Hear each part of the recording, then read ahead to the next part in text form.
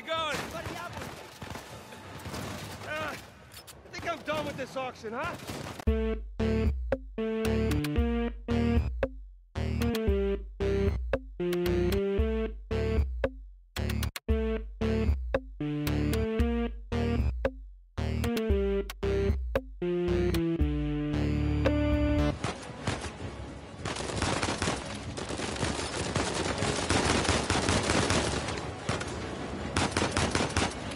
Okay, he's dead.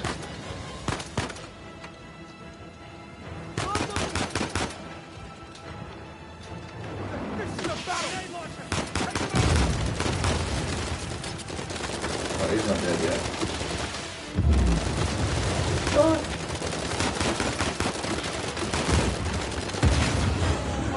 Nice.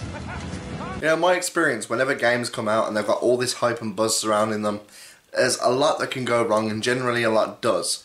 And Uncharted worried me because there was a lot of hype surrounding it. You know, this is going to be Nathan Drake's last adventure and that they're going to have to do this right. I was really worried about Uncharted 4 at least, because the game looked good from the trailers, but as we all know, trailers can lie.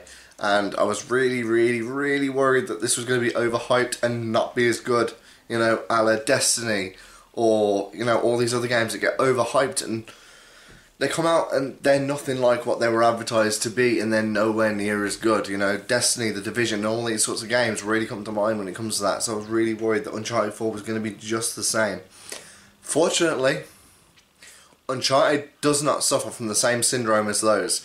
Uncharted 4 is amazing.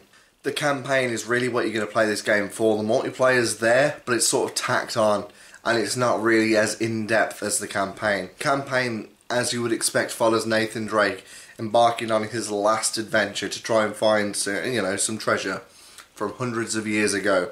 And you've got to go through all these different puzzles and all these different things in the levels.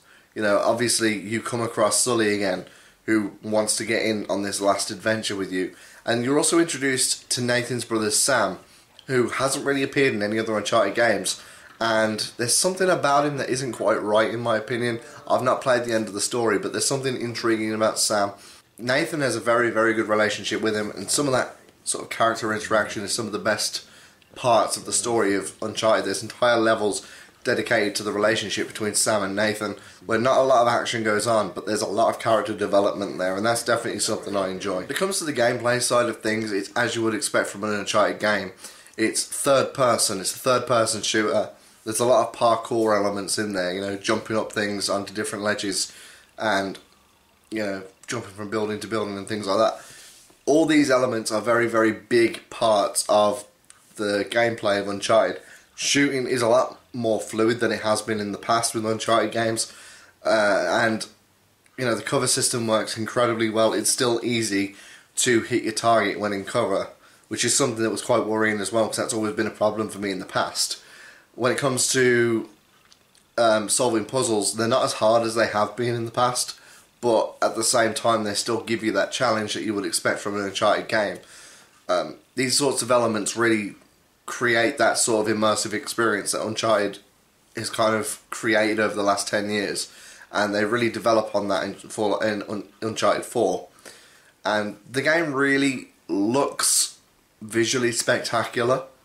The graphics are pretty damn amazing, and coupled with the actual incredible sort of detail to the gameplay as well, it's arguably one of the best games on PlayStation 4 to date. By this point in his life, Nathan is sort of going grey. He's married, he's settled down, but an opportunity comes up when his brother Sam pops back into his life that he just can't turn down, and that's really what sort of propels the story with this game.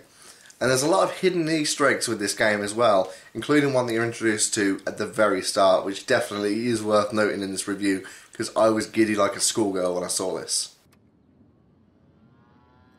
Okay, watch and learn. Oh, I'm learning all right. Is this it?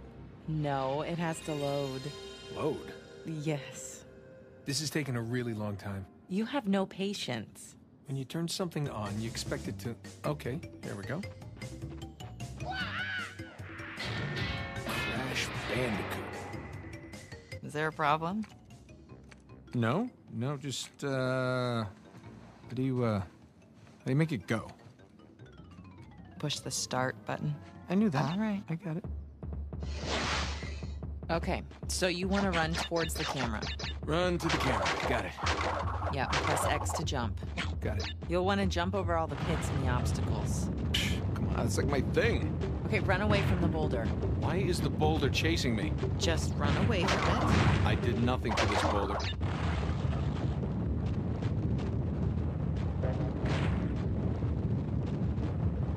That was not too bad. What is that thing, a fox? A bandicoot. Looks like a fox. It's like a fox. How amazing was that? That's the sort of humour that Naughty Dog likes to bring to a lot of their games. They like to have these sort of crossovers and little things like, you know, that was amazing. That was something I said to myself I was definitely going to have to put in this review.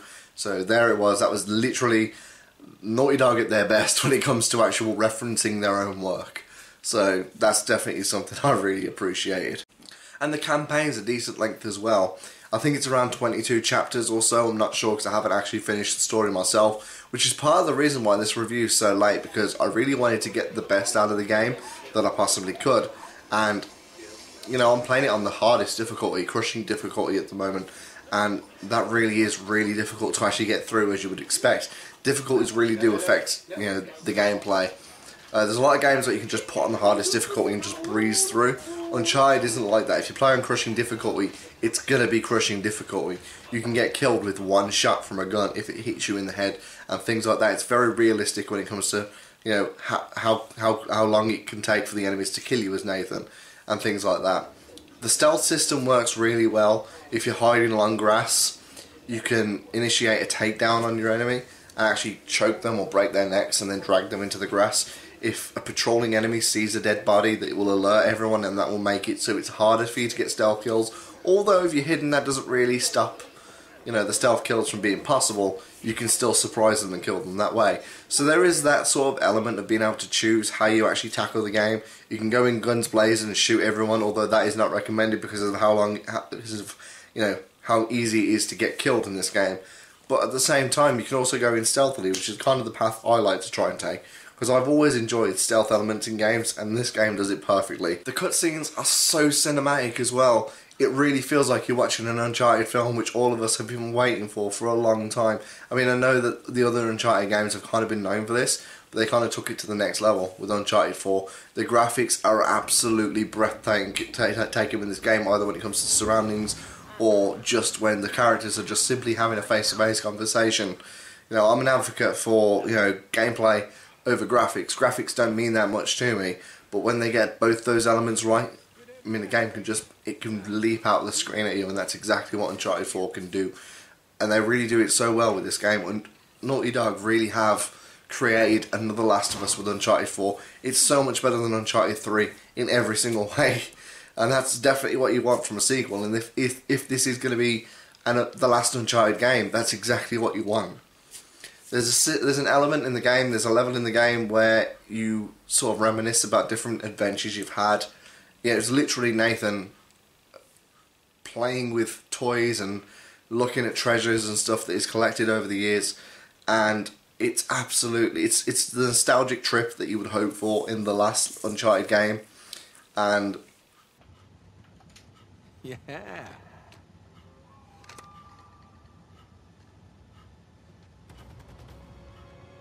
they come. Take cover. They're surrounded.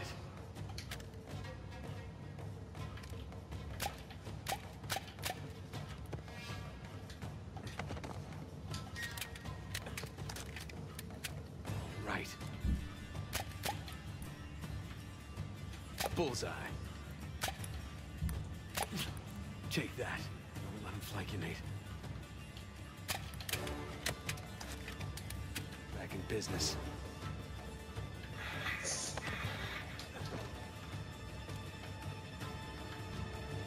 That. Eat plastic.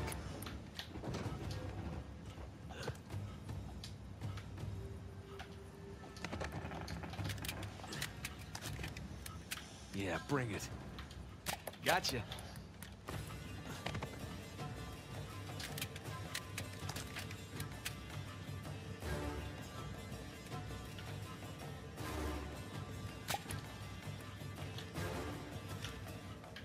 like a pro.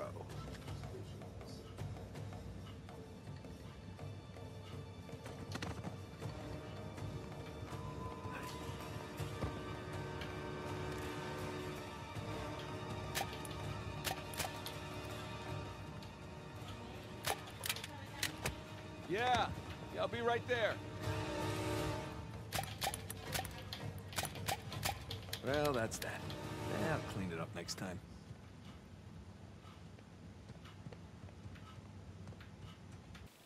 It's so much fun to actually, I think I was on that bit for about 25 minutes looking at everything, and you know, there's so much fun to actually be had with this game. You know, aside from the main campaign, there's a lot of extra stuff you can do as well. That's just one of them, and that was definitely something I appreciated. All that nostalgia packed into that one level.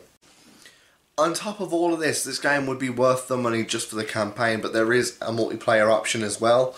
I've not really had much success with finding a game online, but I mean, it's not really what you buy Uncharted for. It is sort of there, and it's very generic, but at the same time it's also kind of fun. So, I mean, there it is there. So overall, I'm really enjoying Uncharted 4. You know, if it is the last Uncharted game, which they claim it is, it's a hell of a way of writing Nathan Drake out and giving him his last adventure.